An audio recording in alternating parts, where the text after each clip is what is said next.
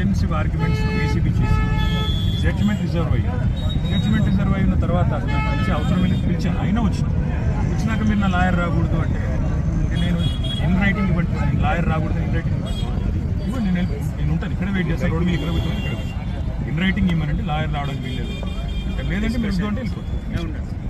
లేదు మీకు లెటర్ ఇచ్చి వెళ్ళిపోవండి, మీకే లెటర్ ఇచ్చి వెళ్ళిపోలేదు.